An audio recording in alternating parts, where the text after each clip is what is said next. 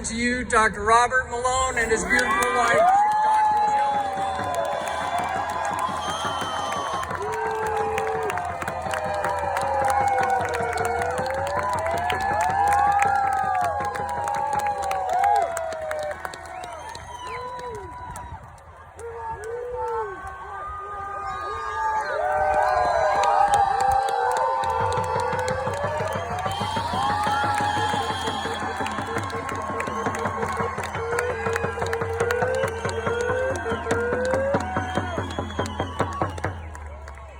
Thank you. It's an honor to be here.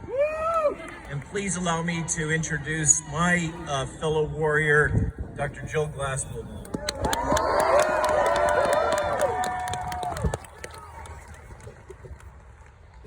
In March of 1963, a great man came to Washington, stood on the steps of the Lincoln Memorial right there, and changed the world by speaking from his heart about his dream.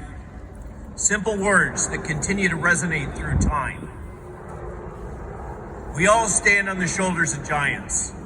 The simple truths are what matter most. Honest words spoken from the heart can change the world. I'm a physician and a scientist, highly trained and experienced in developing vaccines and other medicines. But I've also been a carpenter and a farmhand.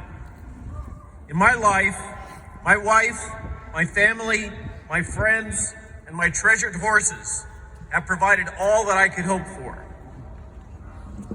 It's not been an easy life, and I've seen hard times, as many of you have.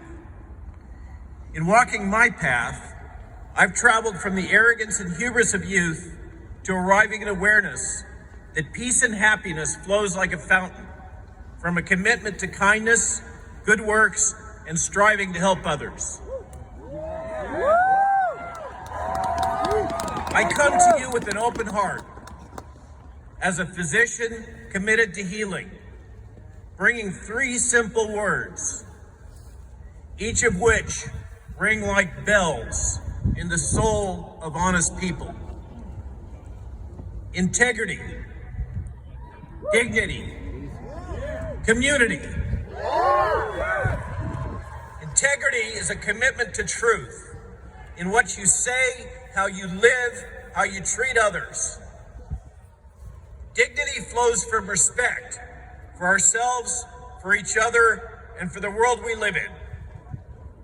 Community is what binds us together to each other and gives our lives purpose and meaning.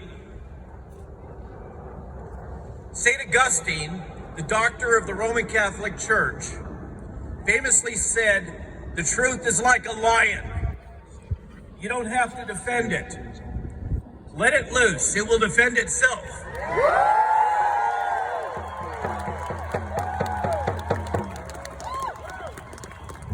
Harry Truman, a warrior against war profiteering, something we could use more of now, famously said, "I just tell the truth and they think it's hell." These are my truths, and I believe they're self-evident. We should not have politicized the public health response to SARS-CoV-2 and COVID-19. Regarding the genetic COVID vaccines, the science is settled. They're not working. They are not completely safe. Now we have Omicron. These vaccines were designed for the original Wuhan strain, a different virus. Whether they made sense for protecting our elderly and frail from the original virus is irrelevant. So let's stop arguing about that. We must look forward. These vaccines do not prevent Omicron infection, viral replication, or spread to others. In our daily lives, with our friends, with our families, we all know this is true. These genetic vaccines are leaky, they have poor durability, and even if every man, woman, and child in the United States were vaccinated, these products cannot achieve herd immunity and stop COVID. They are not completely safe, and the full nature of the risks remain unknown. Yeah. In contrast, the natural immunity which healthy immune systems develop after infection and recovery from COVID is long-lasting, broad, and highly protective from disease and death caused by this virus. If there is risk, there must be choice.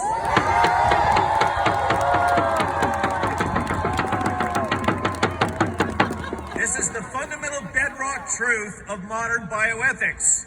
All medical procedures, vaccines, and drugs have risks. All of us have the right to understand these risks and to decide for ourselves whether we willingly accept those risks. To deny this is to deny human dignity. I wish to speak about evil. Evil has many roots. A willingness to deny human dignity is one of the largest of those roots. In our hearts and in our souls, we know this to be true. Although I'm a physician who is deeply committed to the Hippocratic Oath, I'm above all a husband, a father, and a grandfather. I ask that you allow me a moment to speak to you about our children and about our fundamental responsibility to protect them. If nothing else, we must nurture and protect our children. It is job one. It is your job. It is my job. It is not their job to protect us. During the last 2 years, our society and our public health response has failed to protect them. Many things that our public health system has demanded we do to our children has directly harmed them. Self-harm, suicide, and drug abuse in children have taken off around the world. Anxiety, bullying, intimidation, coercion have become the norm. Measured IQ in the very young has dropped. Fundamental childhood delays are easily measured. And both physical damage and death of our children from injecting them with genetic vaccines in order to protect the elderly from a virus is occurring. As a parent, those that are parents or are going to be parents, it is ultimately your responsibility to protect your children.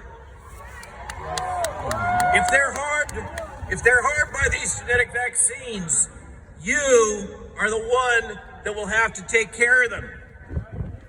And you will carry the burden for the rest of your life and theirs. On average, between 1 in 2,000 and 1 in 3,000 children that receive these vaccines will be hospitalized in the short term with vaccine-caused damage. Only the passage of time will we know what long-term damage may occur to these children. The vaccines do not protect our children from becoming infected with Omicron. They do not prevent infected children from infecting others. In contrast, the pharmaceutical companies and the government are almost fully protected from any damages these products might cause to them. If your child is damaged by these vaccines, you will be left alone with both your grief and the burden of care. These genetic vaccines can damage your children. They may damage their brains, their heart, their immune system, and their ability to have children in the future. Many of these damages cannot be repaired. So I beg you, please, get informed about the possible risks that your children may be damaged by these experimental medical products. Don't let anyone tell you what to do. Think for yourself.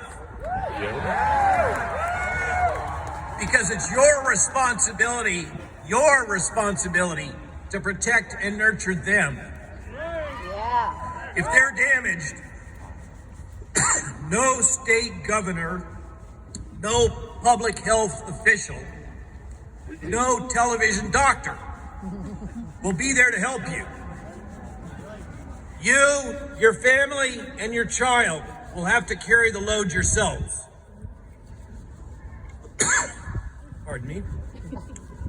Finally, I wish to leave you with hope. We will get through this.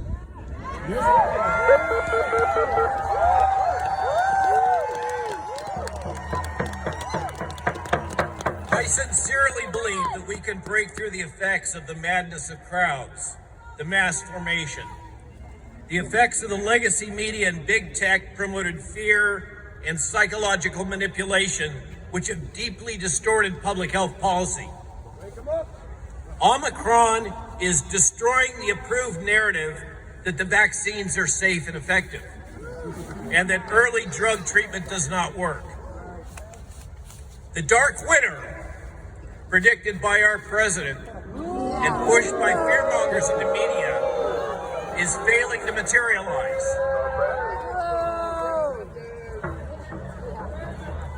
I recently returned with my wife Jill from a trip to Europe to work and learn with doctors Gert van den Bosche and Matthias Desmond.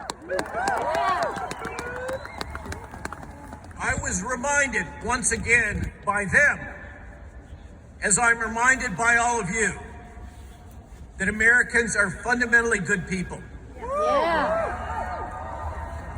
The world still believes in the American experiment in self-governance.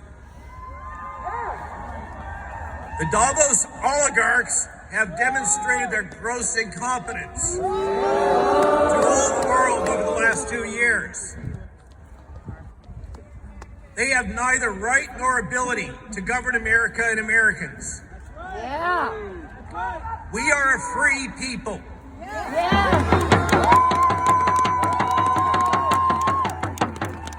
And we have governed ourselves for almost 250 years now, based on a constitution developed by self-reliant farmers, tradesmen, shop owners, and landholders. These forefathers rejected a foreign monarchy and oligarchy and instead created and fought for a political structure which remains an inspiration for the world. A shining city on the hill, Camelot. When I was very young, a brilliant man said, "Ask not what your country can do for you, but ask what you can do for your country."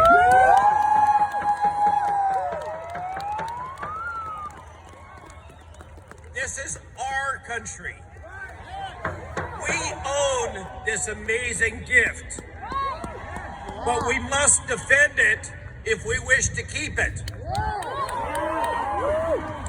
Today, I ask all of you to keep that brilliant young man's words in your mind and heart. We can all be leaders, and now is the time to step up to the task. We will survive this, and we will overcome these hardships if we could just keep these 3 simple words in our hearts: integrity, dignity, community.